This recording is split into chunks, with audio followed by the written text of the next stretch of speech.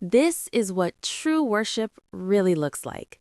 Friends, when you think of worship, do you only picture dressing up, going to a sacred place at a set time, and offering up your sincere efforts? Through today's passage in Romans, I want to share the meaning of true worship as taught by the Apostle Paul. 1. It is a time to meet truth, not just a place or ritual. The Samaritan woman once asked Jesus, "Should we worship in Jerusalem or on this mountain?" Jesus replied that the location doesn't matter. He said, "True worship is done in spirit and in truth." Here, truth is Jesus Christ himself. Worship is not about showing God our own sincerity or hard work. It is about placing the reality of Jesus, who died in our place, at the very center of our hearts. That is where worship begins. 2. It is a time to surrender my own righteousness and embrace God's hand.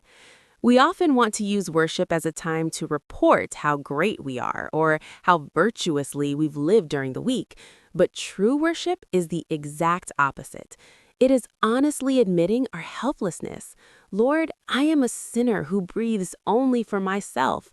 I cannot possibly stand before you by my own righteousness. When we come with empty hands, God covers us with the righteousness of Jesus Christ that He prepared for us. Experiencing that overwhelming grace is worship. 3. It is a time to stop judging others and learn mercy. Do you ever leave the church doors and immediately judge someone thinking, "Ugh, why are they like that?" If so, we might still be lingering in a state of ungodliness.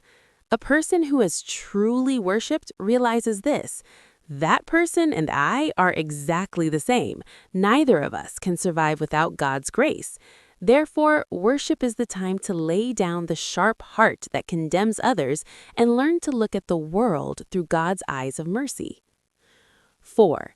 It is a time to be thankful for being together, not for reaching the top.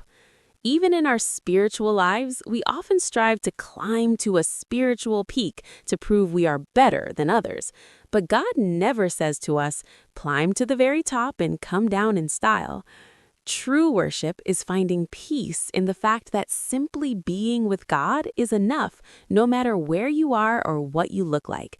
Tasting that peace is the worship of life we should offer every single day. In the end, worship is a time of rest.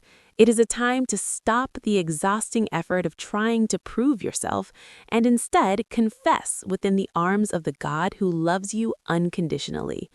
Lord, your grace is enough for me. I hope your daily life this week is filled with this kind of warm, heartfelt worship.